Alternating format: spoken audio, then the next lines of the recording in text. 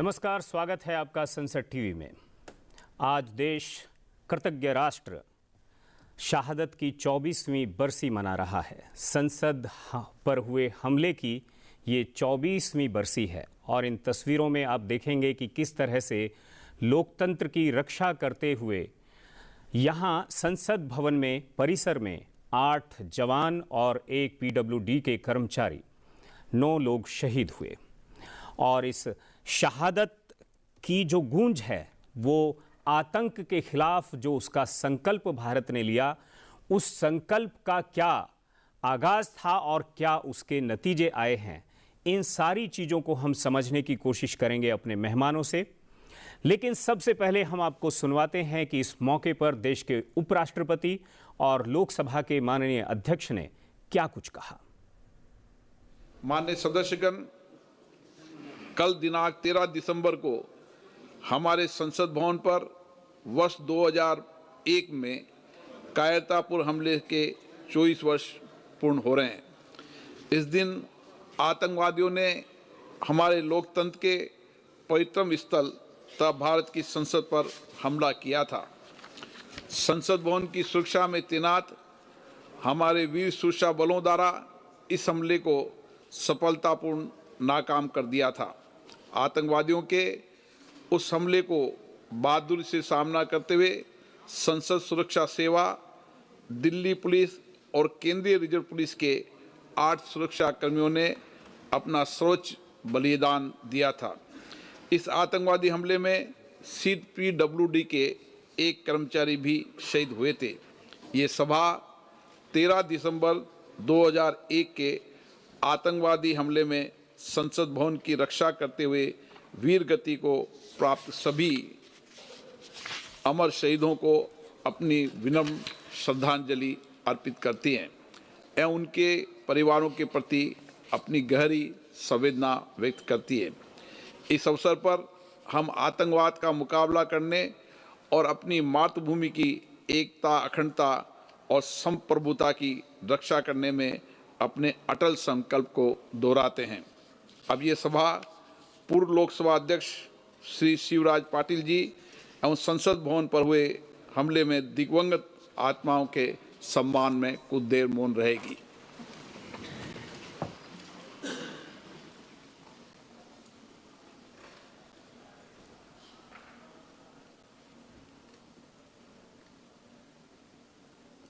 Honorable members, tomorrow the 13th of December 2025 is the 24th anniversary of the tragic terrorist attack on Parliament House that took place on 13th December 2001.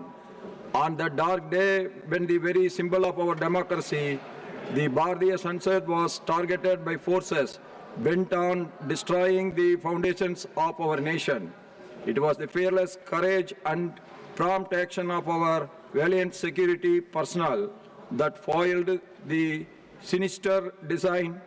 We lost several brave hearts who stood unflinchingly between the attackers and this temple of democracy, displaying exceptional gallantry in the face of mortal danger. Honorable members, let us pause to remember and pay our respectable tribute to those courageous souls who sacrificed their lives on that sorrowful day. Their devotion to the duty and selfless valor continue to inspire every one of us. It is our sacred responsibility to carry forward the democratic ideals for which they lay down their lives. I request members to rise in their place and observe silence as a mark of respect to the memory of those who lost their lives in that terror attack.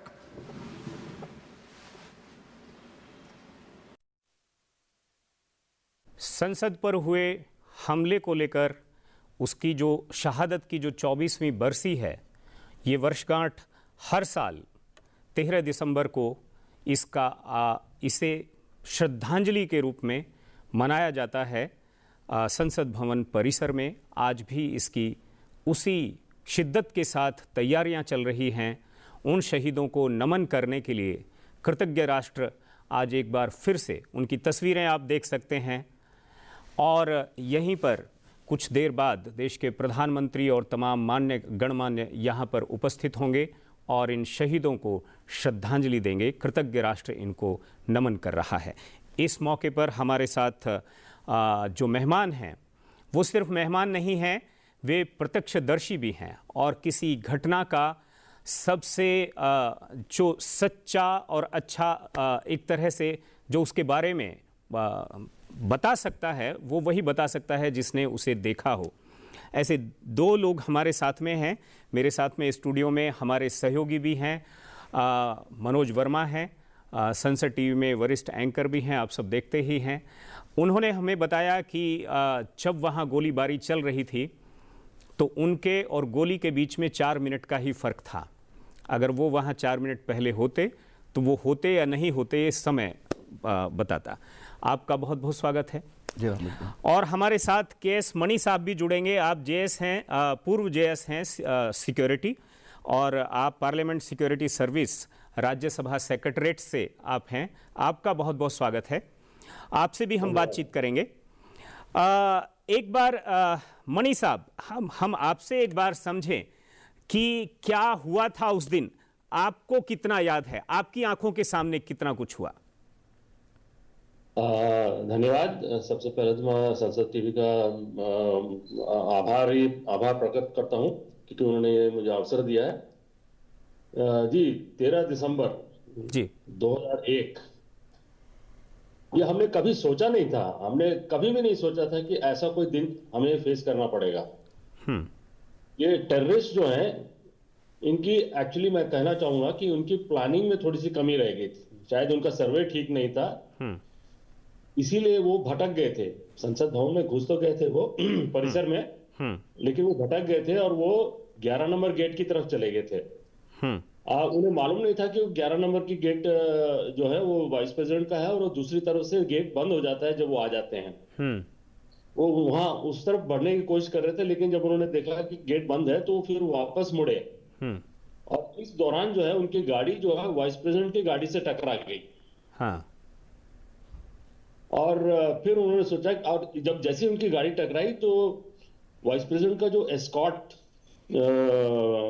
तो police था, वो लोग सब बाहर निकल आए क्योंकि वो हैरान हो गए थे कि यहाँ कौन सी गाड़ी आ गई और वो जो है उसने वाइस प्रेसिडेंट की कार को टक्कर मार दी।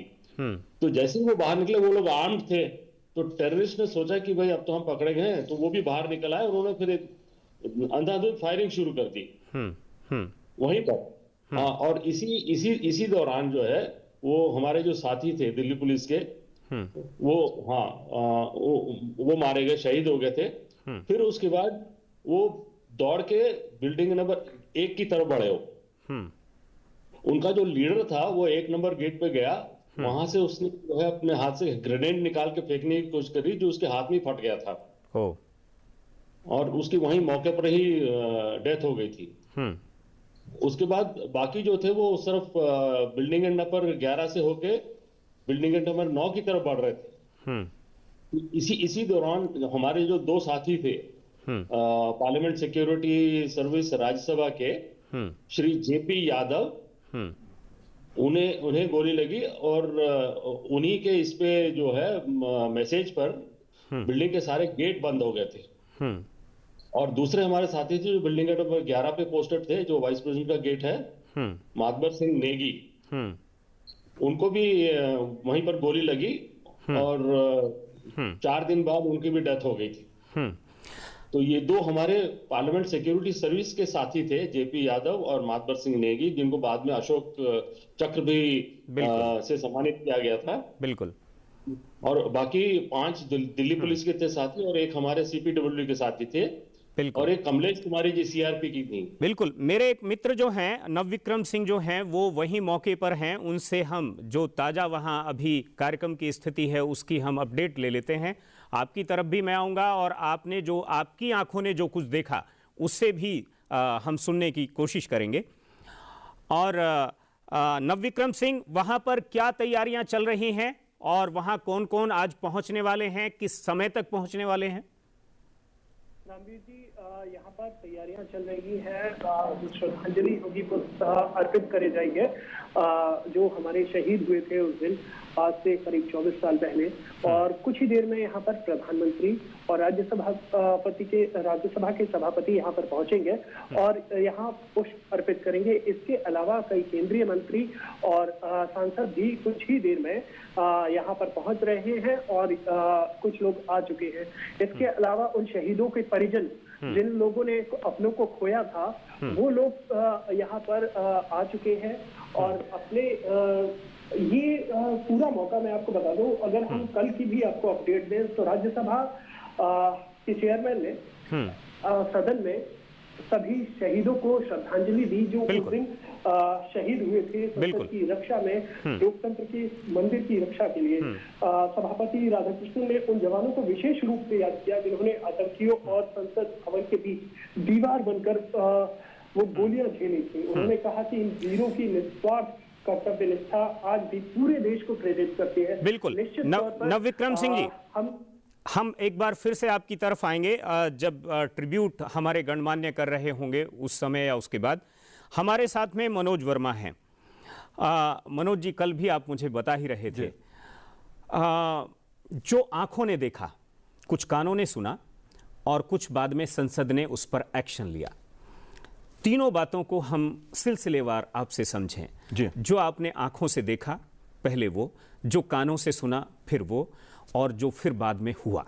जी, जाहिर सी बात है रामवीर जी, जब भी 13 दिसंबर का दिन आता है तो मुझे वो दृश्य जो है 13 दिसंबर का, जब अब से 24 साल पहले भारत की इस संसद पर हमला हुआ था, मेरी नज़रों के सामने, मेरी आंखों के सामने वो दृश्य आ जाता है। और कई सवाल मेरे मन में आते हैं कि आखिर ये दुस्साहस क्यों किया गया भारत की संसद पे हमला करने का, इसके पीछे क्या षड्यंत्र था, क्या सोच थी, ये सवाल मेरे मन में खड़े होते हैं। और मैं ये भी सोचता हूं कि अगर उस दिन हमारे सुरक्षा बलों ने जिस बहादुरी के साथ, जिस साहस के साथ आतंकवादियों का मुकाबला करा और एक संकल्प के साथ कि एक भी आतंकवादी संसद भवन के भीतर ना घुस पाए, संसद भवन परिसर में तो आ गए थे लेकिन संसद भवन के अंदर ना घुस पाए, और घुसने नहीं दिया, पांचों के पांचों आतंकवादियों को मार गिराया।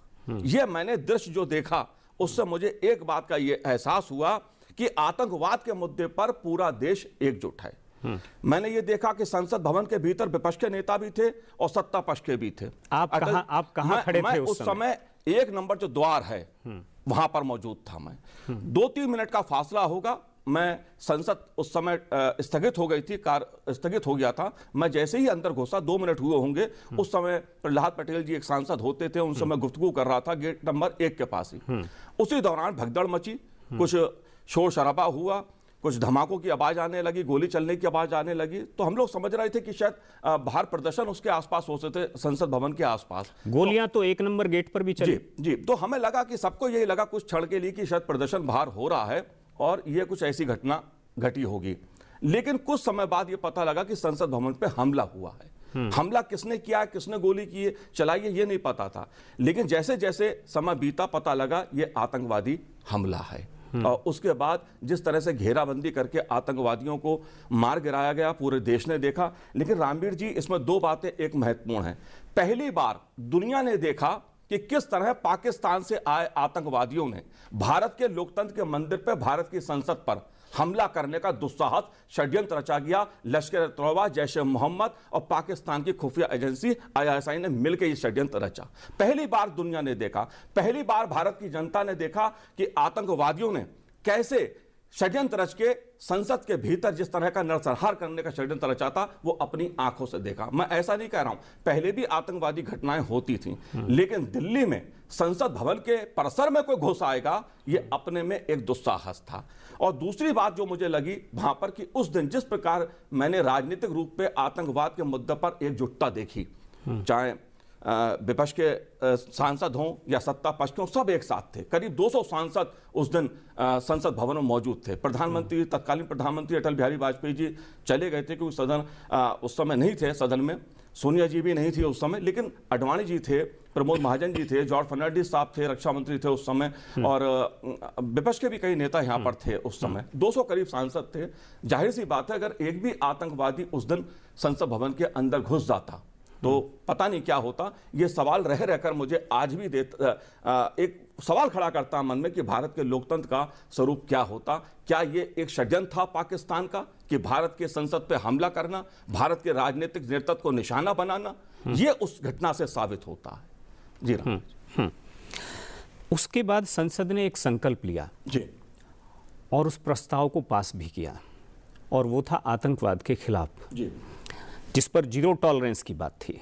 उस पर भारत कितना आगे बढ़ा और आज तक जहां पहुंचा है, उस प्रगति को, वो जो प्रोग्रेस रिपोर्ट है, उसे आप किस तरह से देखते हैं? जी, अभी मनीष साहब बता रहे थे कि संसद भवन के जो गेट नंबर 1 था, उस पर जो आतंकवादी था वो समझिए 9 सीढ़ी बस रह गया था। जो मुख्य द्वार है गेट नंबर 1 का, और सीढ़ियां हैं, उसमें 9 सीढ़ियों का अंतर है। वो वहां पर जिस तरह उसके चिथड़े उड़े वो मैंने खुद देखे, और जो हमारे 2 कर्मी शहीद हुए वहां पर उनको भी देखा। जाहिर तौर पर अपने लहू से इस संसद भवन की रक्षा देश के सीआरपीएफ के जवानों ने, दिल्ली पुलिस के जवानों ने, हमारी पार्लियामेंट सिक्योरिटी ने अपने लहू से इस देश की रक्षा की। आपने संकल्प की बात की, उसके बाद संसद दूसरे दिन बैठी। भारत ने यह संदेश दिया कि वो किसी भी आतंकवादी हमले से घबराने वाला, झिझकने वाला नहीं है। यह संसद ने संकल्प दिया, और यह संकल्प जो पारित हुआ, लोकसभा अध्यक्ष उस समय बाली योगी जी साहब थे, उनके उसमें प्रस्ताव आया, और सत्ता पक्ष विपक्ष ने मिलकर आतंकवाद के खिलाफ मुकाबला एकजुटता के साथ करने का जो संकल्प लिया, जो भारत ने संकल्प लिया, आज हम देखते हैं, जब 2014 के बाद हम देखते हैं, प्रधानमंत्री नरेंद्र मोदी के नेतृत्व में हम देखते हैं, तो वो संकल्प मुझे पूर्ण होता दिखाई देता है आतंकवाद के खिलाफ, जब पूरा भारत एकजुटता के साथ आतंकवाद को मुंह तोड़ जवाब देता है। भारत में आतंकवाद को लेकर जागरूकता आई, भारत एकजुट हुआ। आतंकवाद के मुद्दे पर देश में आज मैं देखता हूं किसी प्रकार का कोई राजनीतिक भाव नहीं देखता हूं मैं। उस घटना ने प्रेरित किया, और उस घटना ने दुनिया को दिखाया कि भारत किस तरह से पाकिस्तान प्रायोजित आतंकवाद के कारण प्रभावित है, पीड़ित है। और नक्सलवाद को अमेरिका ने जैसे देशों ने समझा। जी, नक्सलवाद को तो डेडलाइन दे दी गई। जी, बिल्कुल। अगर मैं कहूं आतंकवाद और नक्सलवाद एक तरह से ये नेक्सस एक प्रकार का है, और केंद्रीय गृह मंत्री जो हमारे इस समय हैं अमित शाह जी, उन्होंने कहा है कि मार्च तक नक्सल मुक्त भारत हो जाएगा। देखिए, आतंकवाद हो या नक्सलवाद हो या किसी प्रकार की अराजकता हो, 13 दिसंबर इस बात का संकल्प देती है कि भारत के लोकतंत्र को इन तीनों चीजों से, चाहे नक्सलवाद हो, चाहे आतंकवाद हो या किसी प्रकार की अराजकता हो, देश के लोकतंत्र को इनसे खतरा है। और देश की जनता जब एकजुट है, देश की सरकार जब संकल्पबद्ध है, मजबूत राजनीतिक नेतृत्व है, तो देश हर प्रकार के आतंकवाद से, नक्सलवाद से मुकाबला करने में सक्षम है। चाहे वो ऑपरेशन सिंदूर हो, हमने देखा, या बालाकोट का घटना हो, कि भारत ने संदेश दिया है कि 14 के बाद देश की एक पॉलिसी बदली है आतंकवाद के मुद्दे पर। अगर पाकिस्तान या सीमा पार से कोई आतंकवादी तंजीम भारत के खिलाफ षड्यंत्र रचेगी, तो भारत और भारत की सेनाएं, भारत की सरकार मुंह तोड़ जवाब देगी, घर में घुस के मारेगी। यह संदेश है बदलाव का। संदेश भी है और संकल्प भी है कि आतंकवाद के खिलाफ जो 13 दिसंबर है वो एक तरह का संकल्प दिवस भी है। मणि साहब हमारे साथ बने हुए हैं। मणि साहब, एक तो कुछ बातचीत आपकी अधूरी भी रह गई थी, हम चाहेंगे कि वो भी पूरी हो, और साथ में ये भी चाहेंगे कि जो उस हमले के बाद जो मेजरमेंट लिए गए, जो उस तरह के प्रबंधन किया गया, इंतजामात किए गए कि अब इसमें और ज़्यादा चौबंद उसको किया जाए, उसकी किलेबंदी और मजबूत की जाए, तो उसके बारे में भी आप जरूर कुछ बताएं। जी जरूर। सबसे पहले तो मैं आपको ये बताना चाहूंगा, शायद आमतौर से लोगों को इतना पता नहीं है कि आज तक जितने भी टेररिस्ट अटैक हुए हैं कहीं भी पूरी दुनिया में, उसमें से सिर्फ 2 या 3 जो हैं जिसमें वो विफल रहे हैं, मतलब they failed, the terrorist failed. उसमें से पार्लियामेंट में जो अटैक हुआ था उसमें that is one of them. मैं इसलिए कह रहा हूं सॉरी, जब ये घुसे थे तो इनका पूरा इरादा था, ये पूरी तैयारी के साथ आए थे। इन्होंने अपने बैकपैक में जो है वो एम्युनिशन तो रखा ही था, साथ में ड्राई फ्रूट्स वगैरह रखा था। इनका पूरा इरादा था कि ये एमपीज को होस्टेज बनाएंगे और फिर नेगोशिएशन में जितना भी टाइम लगे उसके लिए अपनी तरह से पूरी तैयारी में थे ये। लेकिन ये परिसर में तो घुस गए थे, ये आउटर कंपाउंड में तो आ गए थे।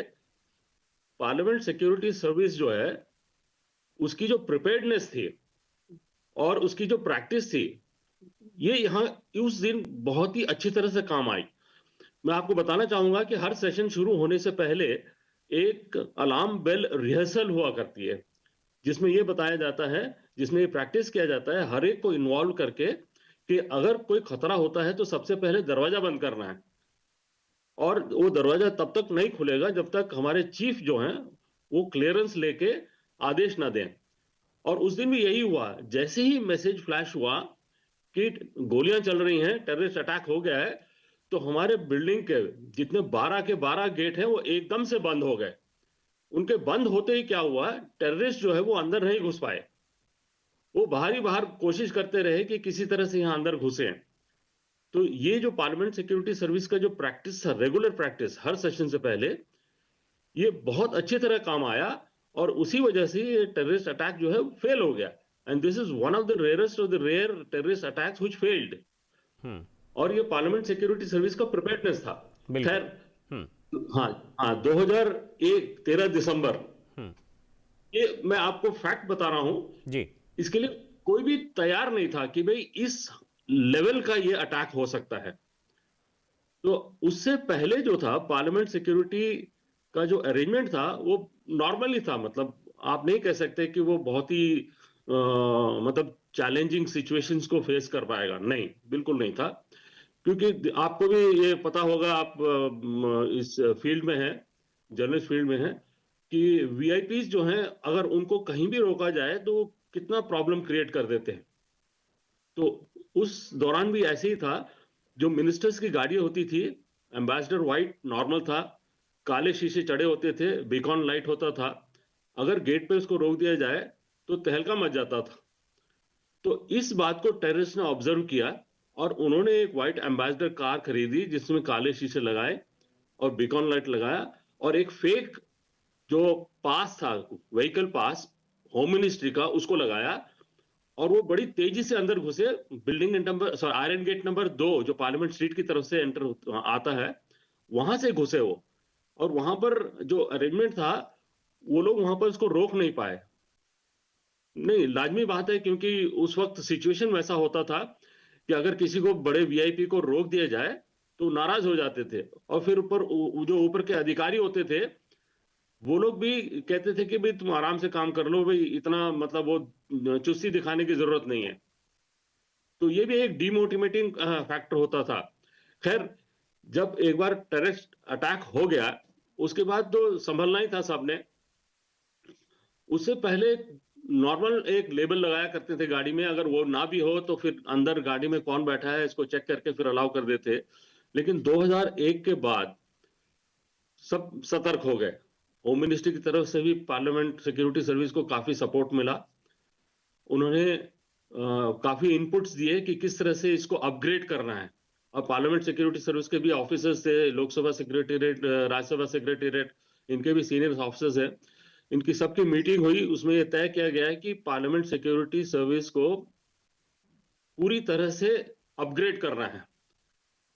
तब जाके आप हैरान होंगे इस बात को सुन के कि उस जमाने 2001 में करीब करीब 200 करोड़ रुपया सैंक्शन हुआ पार्लियामेंट सिक्योरिटी को अपग्रेड करने के लिए। फिर उसी के बाद जो है ये जो आप अभी देख रहे हैं, बूम बैरियर्स जो लगे हुए हैं गेट्स पे, और बोलार्ड्स लगे हुए हैं, और टायर किलर्स लगे हैं, रोड ब्लॉक्स लगे हुए हैं, और फिर उसके बाद जो आइडेंटिफिकेशन सिस्टम है, आरएफ टैग्स लगे हैं, सेंसर्स लगे हैं हर गेट पे। और आरएफ टैग जो है उसमें एक माइक्रोचिप है जिसमें पूरी इंफॉर्मेशन आ जाती है, और जो सेंसर्स उसको रीड करते हैं तो उसमें आइडेंटिफिकेशन बिल्कुल क्लियर हो जाती है। तो इस अपग्रेडेशन के बाद जो है अब कोई जो है पर्सोनिफाई करके घुसने की अगर कोशिश करेगा तो पकड़ा जाएगा। बहुत ही मुश्किल है, जब तक कि कोई अंदर का आदमी ना मिला हो ये करना इम्पॉसिबल है।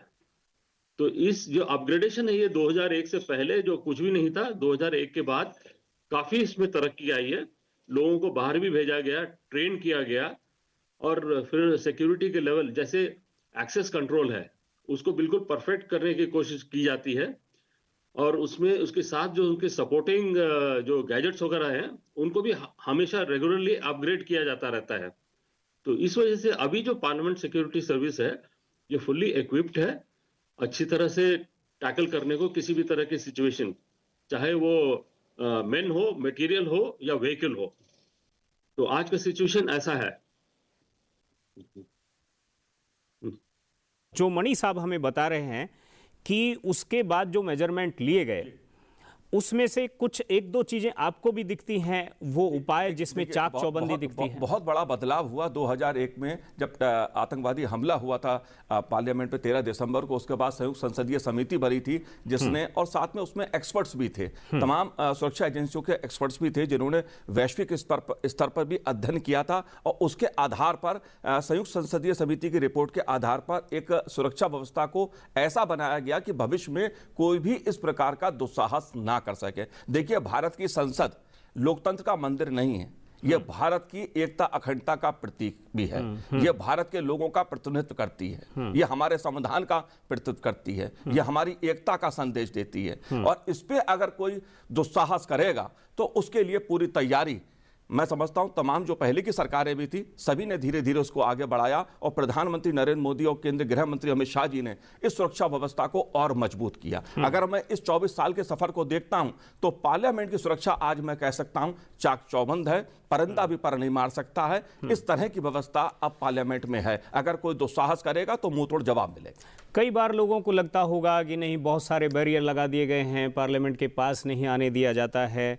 और मैं तो ये भी देख रहा हूं कि एनेक्स सी और पीएलबी के बीच का जो रास्ता है, इस रास्ते में तो उससे पहले तक बसें और ये सब चला करता था। देखिए पहले हम तो आए गए देखिए पहले इतना सहज था, पहले तो सहज बहुत कुछ था, लेकिन इस तरह की कोई सोच नहीं कर सकता था कि पाकिस्तान सीमा पार से आतंकवादी ऐसा दुस्साहस करेंगे और इस तरह का कोई कदम उठा। देखिए उस समय कोई हमारी यहाँ फोर्स भी नहीं रहती थी। देखिए भारत का लोकतंत्र जो है वो बंदूक की नोक पे नहीं चलता है, बिल्कुल। इसलिए हमारी संसद में पाकिस्तान की तरह सेना के हवाले संसद नहीं होती है। हमारे देश में हमारे जो सांसद सदस्य हैं, जनप्रतिनिधि हैं, वो संवाद करते हैं, वो चर्चा करते हैं, वसुधैव कुटुंब का संदेश देती है हमारी जो संसद है। इसलिए इस प्रकार की कोई तैयारी भी नहीं थी, कोई कल्पना नहीं थी। लेकिन जब इस प्रकार का दुस्साहस हुआ तो देश ने वो चाक चौबंद सुरक्षा की व्यवस्था भी की। रामवीर जी, एक बात और है कि दुनिया ने भारत की जो चिंता थी आतंकवाद को लेकर के, उसको समझना शुरू किया, और आतंकवाद जो है वो विश्व फलक का मुद्दा बन गया। देखते देखते हमने 26/11 देखा, और उसके बाद अमेरिका का स्टैंड देखा, और आज तक ये स्थिति है कि अमेरिका को डर लगता है कि वो पाकिस्तान को अपनी गोद में ना बैठा ले। जी देखिए, मैं ये मानता हूं कि 13 दिसंबर की घटना जो है वो आतंकवाद के मुद्दे पर, भारत पहले भी कहता था, हाँ। भारत ने पहले भी कहा 13 दिसंबर 2001 से पहले कि जो पाकिस्तान प्रेरित आतंकवाद है वो विश्व के लिए चुनौती है, दुनिया के लिए चुनौती है। और वो धीरे धीरे दुनिया ने महसूस करा, जब अमेरिका पे खुद पे मार पड़ी तब अमेरिका को एहसास हुआ, और विश्व ने देखा जब संसद भवन पे हमला हुआ। मैं मनोज जी आपको रोकते हुए एक बार हम तस्वीरों को दिखाएंगे अपने दर्शकों को। देश के प्रधानमंत्री, जो शहादत की 24वीं वर्षगांठ है, यहाँ शहीदों को कृतज्ञ राष्ट्र जो है, जो उनको श्रद्धांजलि देने के लिए एक साथ इकट्ठा हुआ है, गणमान्य इकट्ठे हुए हैं। देश के प्रधानमंत्री भी संसद हमले की सुरक्षा करते हुए जो जवान शहीद हुए थे उन्हें नमन करने के लिए, अपनी पुष्पांजलि, अपनी श्रद्धांजलि और अपने भाव अर्पित करने के लिए संसद भवन परिसर में पहुंच चुके हैं। आप तस्वीरों को देख सकते हैं कि किस तरह से शहीदों को सलाम करने के लिए जवान भी सामने खड़े हैं, और देश के प्रधानमंत्री भी उन्हें नमन करने के लिए आ चुके हैं। विपक्ष के तमाम नेता यहाँ पहुँचे हैं। तस्वीरों में आप देख सकते हैं किरण रिजिजू साथ में खड़े हुए दिखाई दे रहे हैं, और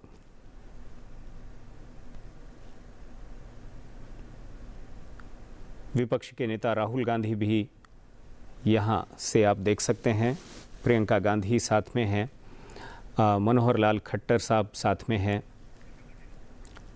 और ये जो कृतज्ञ राष्ट्र एक तरह से श्रद्धांजलि देने के लिए जुटा है मनोज जी, तो हम जो चर्चा कर रहे थे, ये एक ऐसा दिन है। कल हम देख रहे थे हाउस के अंदर की विपक्ष के नेता और सत्ता पक्ष के नेता वो आपस में नोक झोंक और मुद्दों को लेकर भिड़ंत, ये सब चीज़ें होती रहती हैं, लेकिन हमारे यहाँ चीज़ों को लेकर समझ है। और आज वो दोनों को, सत्ता पक्ष हो या विपक्ष हो, एक इस तरह के संवेदनशील मसले को लेकर के, ठीक है, वो फिर एक साथ इकट्ठा, ऐसा लगता है कि ये है एक परिवार ही। कई बार ये आपस में मुझे प्रधानमंत्री नरेंद्र मोदी जी की ये बात याद आती है कि 13 दिसंबर की जो घटना है उसे देश कभी नहीं भूलेगा। ये भारत की संसद पर जो आतंकवादी हमला था उसे देश कभी नहीं भूलेगा। और जो हमारे बहादुर जवान थे, चाहे सीआरपीएफ के, दिल्ली पुलिस के, उन्होंने अपनी शहादत देकर अपने लहू से इस संसद भवन की रक्षा की है। प्रधानमंत्री नरेंद्र मोदी जी ने इस बात को अपने कई संदेशों में कहा है, और मैं इस बात को भी कह सकता हूं कि वैश्विक स्तर पर आतंकवाद को लेकर एक सहमति बने और पूरा विश्व आतंकवाद के मुद्दे पर एकजुट हो।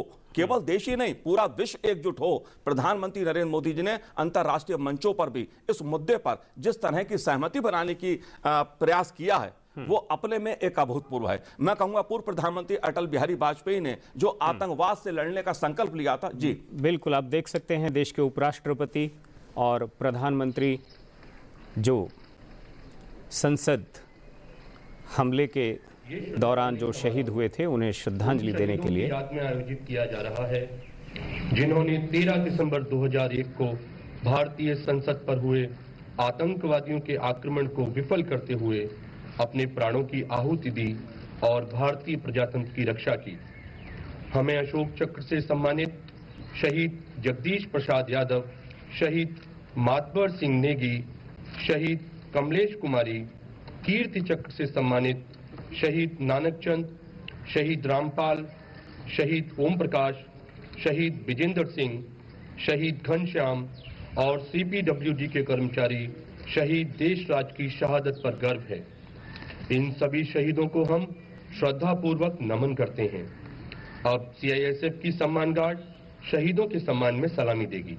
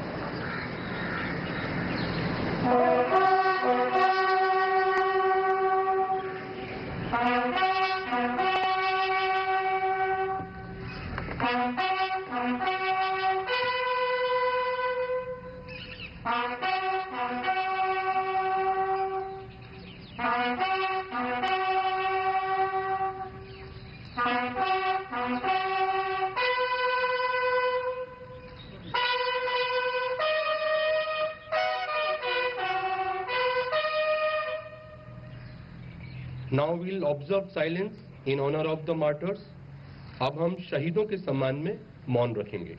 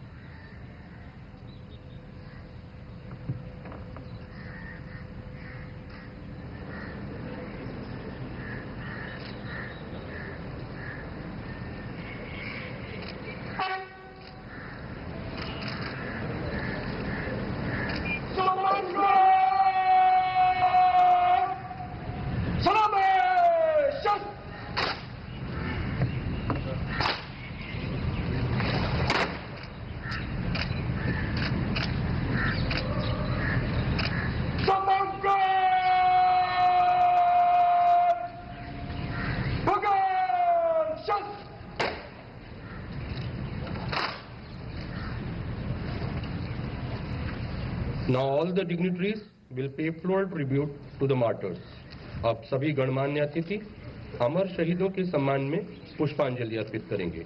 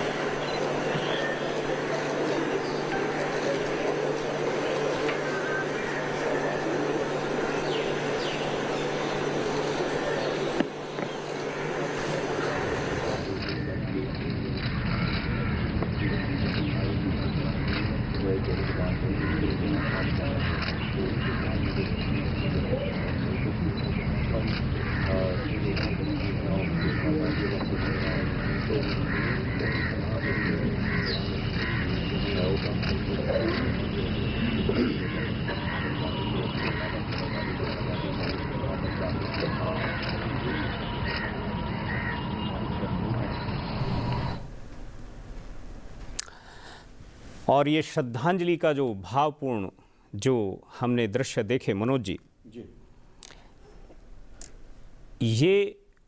ये भी, और हम हर 13 दिसंबर को ऐसा देखते हैं, ये उस संकल्प से जुड़ा हुआ एक अध्याय भी है जी। इसे देख करके आपका जो नज़रिया है, आपका जो भाव है, वहाँ से क्या? देखिए, ये आज का जो दिन है 13 दिसंबर का दिन है। जाहिर तौर पर जो हमारे बहादुर जवान शहीद हुए संसद भवन की रक्षा करते हुए, उनको श्रद्धांजलि देने का दिन है, उन्हें याद करने का दिन है। साथ ही ये संकल्प हमें दिलाता है कि आतंकवाद के खिलाफ पूरे देश को एकजुट होकर उसको मुकाबला करना होगा। पूरा देश एकजुट है, भारत एकजुट है। लेकिन एक मैं दृश्य देख रहा था, जब प्रधानमंत्री नरेंद्र मोदी जी जो उस समय जवान शहीद हुए थे, जो कर्मी शहीद हुए थे, उनके परिजनों के जब पास गए वो, तो मुझे एक भाव याद आता है कि बात चाहे संसद भवन पर हुए इस आतंकवादी घटना के, उसमें जब ये कार्यक्रम 13 दिसंबर को होता है, प्रधानमंत्री हर साल आते हैं, मिलते हैं लोगों से, अपनी श्रद्धा सुमन अर्पित करते हैं। इसी प्रकार मैंने देखा जब भूटान से वो लौटे थे तो सीधे अस्पताल गए थे, उन घायलों से मिलने गए थे जो दिल्ली ब्लास्ट में घायल हो गए थे। ये दृश्य दिखाता है कि प्रधानमंत्री नरेंद्र मोदी जी का आतंकवाद के मुद्दे पर जो उनका कड़ा रुख है वो बिल्कुल स्पष्ट है। देश की जनता आतंकवाद को लेकर अगर पीड़ित होती है तो उसके प्रति उनकी संवेदनाएं दिखती हैं। देश का जवान जो आतंकवाद का, जो सीमा पार से खतरों का मुकाबला करता है, उसके प्रति उनका संकल्प दिखता है। ये तीनों बातें मैं देखता हूं कि प्रधानमंत्री का जो संदेश है वो मुझे तीनों नजर उसमें आती हैं। और ये मैंने देखा जब वो परिजनों से मिलते हुए गुजर रहे थे, जा रहे थे वहां से, तो ये साफ देखने को मिला कि उनकी जो संवेदनाएं हैं और उनकी आतंकवाद को लेकर जो कसक है कि आतंकवाद का कैसे खात्मा किया जाए वैश्विक स्तर पर, वो साफ दिखाई देता है। मैं एक बात और याद आपसे कह रहा था कि पूर्व प्रधानमंत्री अटल बिहारी वाजपेयी ने जिस आतंकवाद के संकल्प को आगे बढ़ाया था, प्रधानमंत्री नरेंद्र मोदी जी ने 2014 के बाद उसको और आक्रामकता के साथ आगे बढ़ाया है। बिल्कुल। और ऑपरेशन सिंदूर में हमने देखा इसको। जी, मणि साहब हमारे साथ जुड़े हुए हैं। मणि साहब, नई पार्लियामेंट अस्तित्व में आ चुकी है। सुरक्षा का जो वर्तमान जो ढांचा है, आप चीज़ों को बहुत अच्छे से आपने पहले भी देखा है, जो 2001 के पहले था, 2001 के बाद था, जो अभी है वर्तमान में। किस तरह से आप इस बदलाव को आप किस तरह से देखते हैं? ये जो अभी किलेबंदी है, ये कितनी मजबूत है? क्या भेद है? नहीं, बिल्कुल जी, बिल्कुल ठीक। क्योंकि देखिए 1974 में मैंने ज्वाइन किया था पार्लियामेंट सिक्योरिटी। हाँ। अब 74 से लेके अब 25 आ गया है। बिल्कुल। मतलब समझ लीजिए, हाँ, समझ लीजिए ये 51-52 साल हो गए हैं। तो इसमें मतलब जो तरक्की हुई है सिक्योरिटी के हिसाब से, इसको अपग्रेड जो किया गया है वो वाकई में सराहनीय है, बहुत बढ़िया है। और राज्यसभा लोकसभा सचिवालय चेयरमैन साहब, स्पीकर साहब, ये बहुत ही इंटरेस्ट लेके इसमें देख रहे हैं कि ये पूरी तरह से इस तरह से सक्षम हो जाए कि अभेद हो जाए बिल्कुल। और उसमें इनकी मतलब सफलता भी सराहनीय है, क्योंकि आप देखिए आजकल जो है it is impossible to penetrate this security net, और हर तरह से बहुत ही अच्छी तरह से इनको अपग्रेड किया गया है, बहुत ही एफिशिएंट है, और आइडेंटिफिकेशन जो है इनका जो सिस्टम है वो भी बहुत बढ़िया है। तो उसकी वजह से जो है अगर कोई पर्सोनेट करके अगर घुसने की कोशिश करेगा तो पकड़ा जाएगा वो बिल्कुल। मैं तो कह रहा हूं कि एक चैलेंज है, जो भी एक जो मिसक्रेंट्स हैं जो अगर संसद के सिक्योरिटी को अगर वो हैक करना चाहते हैं या तोड़ना चाहते हैं या इसमें पेनिट्रेट करना चाहते हैं, वो सावधान हो जाएं कि अब वो पुरानी बात नहीं रही है, जो नई सिक्योरिटी सिस्टम है जो है, और जो लोग भी अभी आए हैं बिल्कुल बहुत ही अच्छी तरह से इनका चुनाव होता है और इनको ट्रेन किया जाता है, ट्रेन करने के बाद इनका डिप्लॉयमेंट होता है, and that is also very efficient.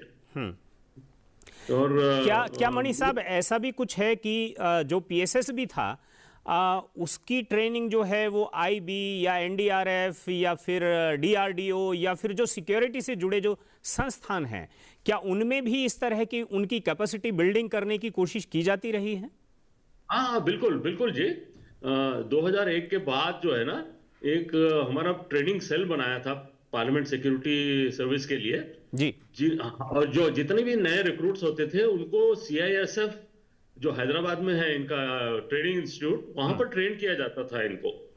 इस तरह से इनका शेड्यूल बनता था पूरा ट्रेनिंग, जो स्पेसिफिकली पार्लियामेंट सिक्योरिटी के लिए लाभदायक हो, उस तरह का एक शेड्यूल बनता था और वैसे ट्रेन किया जाता था इनको।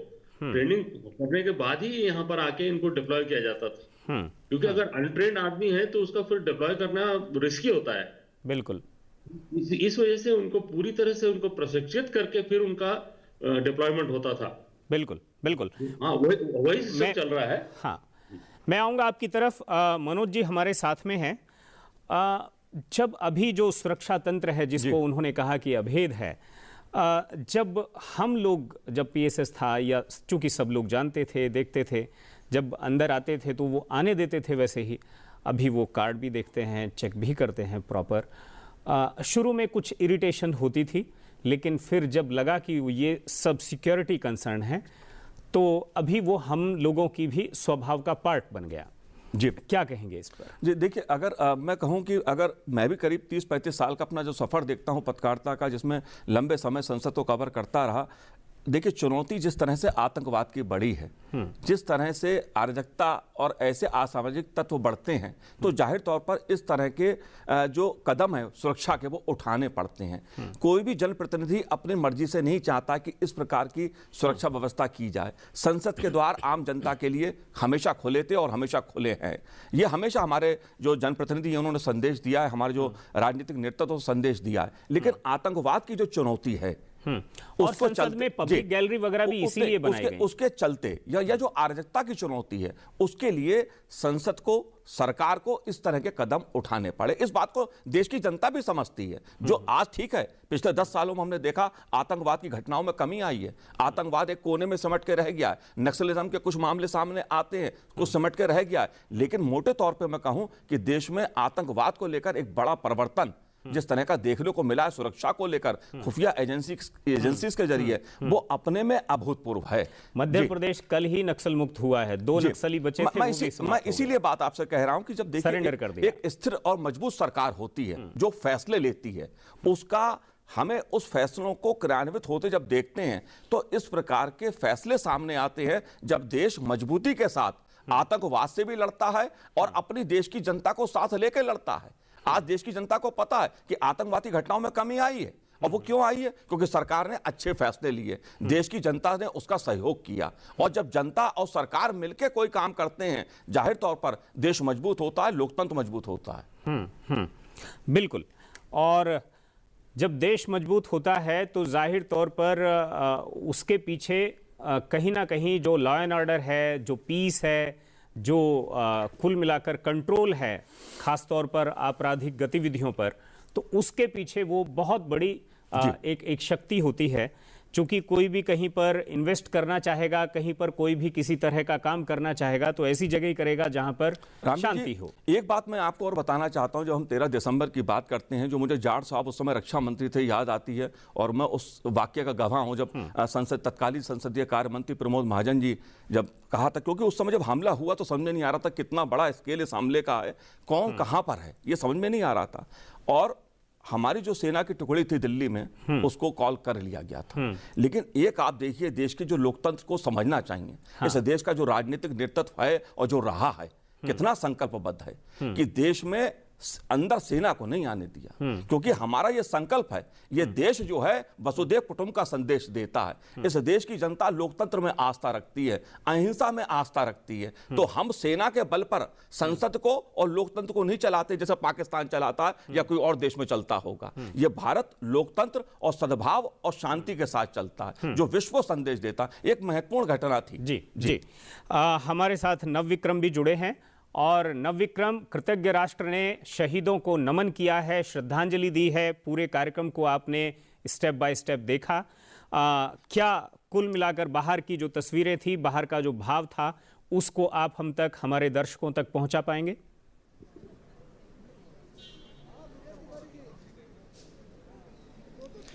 रामवीर जी, निश्चित तौर पर ये एक ऐसा पल था जो हर किसी को भावुक कर देता है।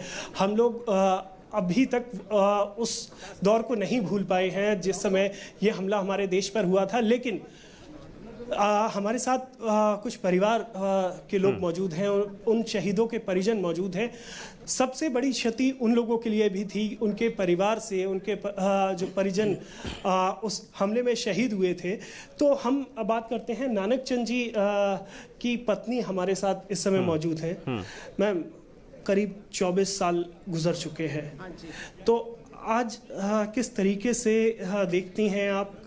वो एक मौका था, एक ऐसा गम था जिसे भुलाया नहीं जा सकता, लेकिन जब ये स्थिति देखती हैं, पूरा देश प्रणाम कर रहा है उनको, तो आप कैसा महसूस करती हैं? ऐसा महसूस करती हूँ, देखो देश के लिए कुर्बानी की है, कोई ऐसी जगह नहीं गया। मेरा बहुत गर्व है, ठीक है।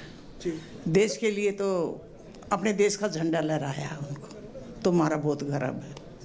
और चूंकि 24 बरस गुजर चुके हैं रामवीर जी, जैसा कि आपने सुना कि एक गौरव की अनुभूति है। शहीद बशर्ते हुए हो, परिवार का एक सदस्य कम हुआ हो, लेकिन जो परिजन है उनमें गौरव की अनुभूति है। लेकिन एक ऐसी पीढ़ी भी है 24 साल गुजर जाने के बाद, जो नई पीढ़ी है, जो प्रेरित हो रही है, प्रेरणा ले रही है। और नानक चंद जी के परिवार के सदस्य मेरे साथ पोते और हम बात करते हैं उनके बच्चों से।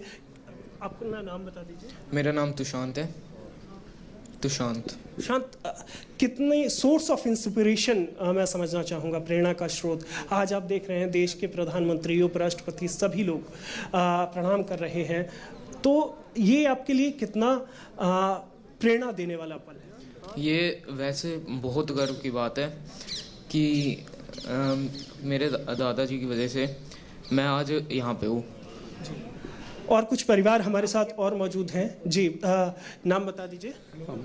नाम प्रेम यादव, संसद से जेपी यादव, जगदीश प्रसाद यादव। आइए, तो आपके परिवार से कौन थे? मेरे हस्बैंड थे। हस्बैंड, क्या नाम था? जगदीश प्रसाद यादव। जगदीश जी, आज आप देख रहे हैं 24 साल गुजर चुके हैं। क्या जो कमी थी, निश्चित तौर पर वो कभी नहीं भर सकती, लेकिन आज के दिन को जब याद करती हैं तो कैसे याद करती हैं? देखो, जो कमी है वो तो कभी पूरी हो नहीं सकती, परंतु जब हम यहाँ आते हैं, हमारा मान सम्मान होता है, तो हमें अच्छा लगता है कि गवर्नमेंट आज भी हमारे साथ खड़ी है। अच्छा, एक और परिवार जिन्होंने अपने पिता को खोया था, सामने आ जाइए ज़रा। मैं आपसे समझना चाहूँगा, पिता को खोना अपने आप में बहुत मुश्किल भरा पल होता है। ऐसे में आज जब 24 साल गुजर चुके हैं, किस तरीके से देखते हैं? अब मैं उस टाइम 11 साल का था, तो उस टाइम तो इतना समझ नहीं थी, लेकिन हमें बड़ा गर्व होता है जब हम यहाँ आते हैं, और हम ये सोचते हैं कि चलो वो उनकी कमी तो पूरी नहीं हो पाएगी, लेकिन उन्होंने जो बलिदान दिया देश के लिए, तो ये जो हमारा मंदिर है इसके लिए बलिदान देना हमारे लिए बड़ी गर्व की बात। लोकतंत्र के मंदिर के लिए स्वाभाविक तौर पर एक बड़ी बात है। आप अपना नाम बता दीजिए। जयवती। जयवती। क्योंकि 11 साल के थे जो पुत्र थे, ऐसे में किस तरीके से जिम्मेदारियां, क्योंकि एक बड़ी जिम्मेदारी होती है बच्चों को पालना, क्या सरकार की तरफ से कोई मदद आपको मिली? और सबसे जो परिवार की जो कमी थी, जो किस तरीके की चुनौतियां रही आपके जीवन में? देखो, उनकी तो कमी पूरी नहीं हो सकती और हमें ये गर्व है कि हमारे पूरे हिंदुस्तान का मंदिर है ये पार्लियामेंट। उस टाइम सारी पार्टियों की मीटिंग वे चल रहा था, संसद चल रहा था, उन्होंने अपनी जान पर खेल कर बचाई जी। हमें गर्व है, ऊपर वाले को याद करते रहे, आगे चलते रहे, उसी ने साथ दिया, मालिक ने। जी बिल्कुल। मैं एक और आपका ध्यान खींचना चाहूँगा। हमारी सहयोगी हैं सुनीता जी। सुनीता जी के हस्बैंड यहाँ पत्रकार थे, वीडियो जर्नलिस्ट थे, और जो हम फुटेज आज देख पाते हैं, जो भयावह दृश्य था उसको कैप्चर करने में उनकी बड़ी भूमिका थी। आज सुनीता जी किस तरीके से याद करती हैं, क्योंकि नई नई शादी हुई थी, आपके छोटे से बच्चे थे, किस तरीके से याद करती हैं उस दिन?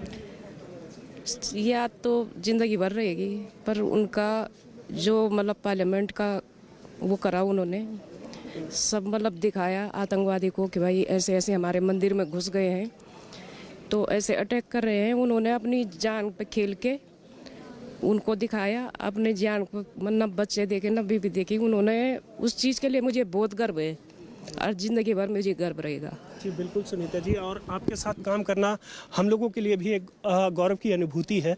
तो रामवीर जी, आप देख सकते हैं कि किस तरीके से सभी लोग परिजनों को खोया है, लेकिन कहीं ना कहीं एक गौरव का भाव जरूर है कि लोकतंत्र के उस मंदिर की रक्षा करी है। और जैसा कि अभी हम बहस में सुन रहे थे स्टूडियो में ही, अगर कोई भी जी बहुत बहुत शुक्रिया आपका। आपने तमाम जो परिवार हैं उनके साथ भी बातचीत की और तमाम भावों को भी उन्होंने हमारे दर्शकों तक पहुंचाया। एक ऐसी कमी जो गर्व से भर देती है, ये शायद शहादत ही होती है। देखिए, शहादत जो होती है उसको व्यक्त शब्दों में नहीं किया जा सकता।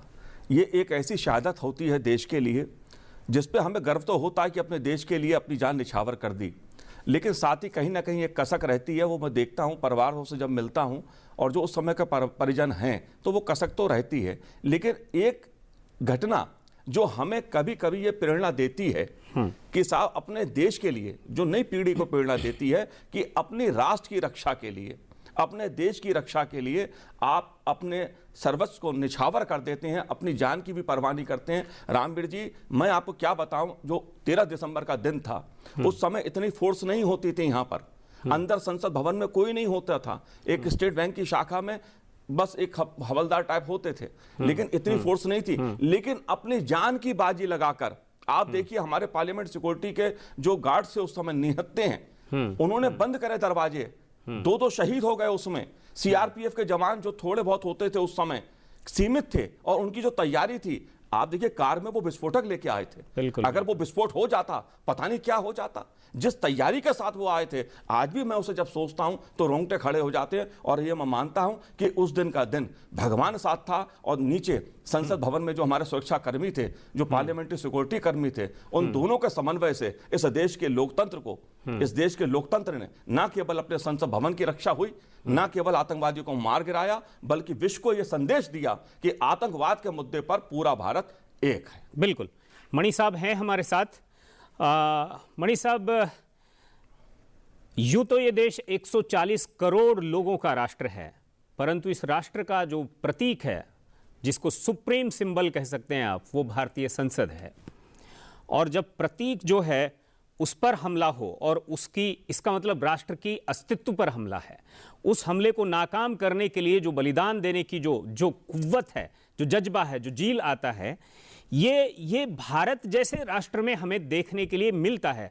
वार चाहे चाइना के साथ हुआ हो और चाहे उसमें हम डिफीट भी खा गए हों, लेकिन हमने देखा हमारे पड़ोस में पाकिस्तान है, 1 लाख लोग जो हैं वो सरेंडर कर गए करीब। ठीक है, इसका जो फर्क है उसको थोड़ा सा, वो मुझे भी कई बार समझने में मुश्किल आती है। आप सिक्योरिटी से रहें, शायद कुछ समझा पाएं। देखिए, सबसे पहले मैं तो ये कहना चाहूंगा कि हमारे जो दो साथी थे बिल्कुल पार्लियामेंट सिक्योरिटी सर्विस के, जेपी यादव और मातबर सिंह नेगी, बिल्कुल मैंने अपने साथियों को भी बताया था कि ये जो हमारे दो साथी हैं, इन्होंने पता नहीं क्या पुण्य कर्म किए होंगे जो उनको ये मौका मिला कि देश के काम आ जाएं। हमारा देश इतना बड़ा, 140 करोड़ लोग हैं, उसमें से आप बताइए कितने लोगों को ऐसा मौका मिलता है जो देश के लिए अपनी जान दे दें। और ये जो सैक्रिफाइस है, सैक्रिफाइस ऑफ लाइफ, इससे ऊपर कोई और सैक्रिफाइस हो ही नहीं सकता। तो इसमें मैं, अगर आपकी अनुमति हो तो मैं 2 पंक्तियां कहना चाहूंगा। जी जी बिल्कुल। कि मौत उसकी जिसका जमाना करे अफसोस, मौत उसकी जिसका जमाना करे अफसोस, यूं तो दुनिया में आते हैं सभी मरने के लिए। तो इनको देखिए, जो मौका मिला, हम सोचते हैं कि हम उतने लकी नहीं रहे, नहीं तो ये मौका था कि हम भी अपने देश के काम आते। और ये जो सैक्रिफाइस है ये मामूली नहीं है। मुझे मालूम है, जेपी यादव पर्सनली, मैं जब ये टेररिस्ट अटैक हुआ था तो मैं बाहर ही था, क्योंकि वाइस प्रेसिडेंट का मूवमेंट होना था, तो उस मूवमेंट को रेगुलेट करने के लिए मैं बाहर ही था। और जेपी यादव जी वो भी वहीं खड़े हुए थे। बिल्कुल। तो मैं आपको मतलब एक इमोशनल चीज बता रहा हूं। बिल्कुल। कि जेपी यादव मेरे पास आए, और हमारे यहाँ एक प्रैक्टिस है कि पार्लियामेंट का जब सेशन चलता है तो सैटरडे संडे हाउस नहीं होता, लेकिन फिर भी हम स्टेशनरी परमिशन नहीं देते। तो जेपी यादव मेरे पास आए, उन्होंने कहा कि सर एक रिक्वेस्ट है आपसे। मैंने कहा बताइए। बिल्कुल, तो बहुत बहुत शुक्रिया आपका। समय हो चला है। दरअसल ये जो एक बात थी जो मणि साहब बार बार कह रहे थे कि उन्हें भी ये कसक रह गई कि वो क्यों काम नहीं आए। दरअसल जो देश के काम आते हैं वो इसलिए काम आते हैं कि जिनके काम वो आ रहे हैं, जिनकी सुरक्षा के लिए उन्होंने अपना सर्वस्व बलिदान कर दिया, वो देश के काम आएंगे।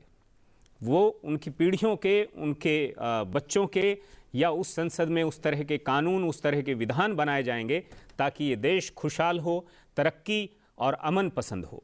बहुत बहुत धन्यवाद आपका, बहुत बहुत शुक्रिया आपका बहुत बहुत शुक्रिया मनोज जी। और मुझे भी इजाज़त दीजिए फ़िलहाल। नमस्कार।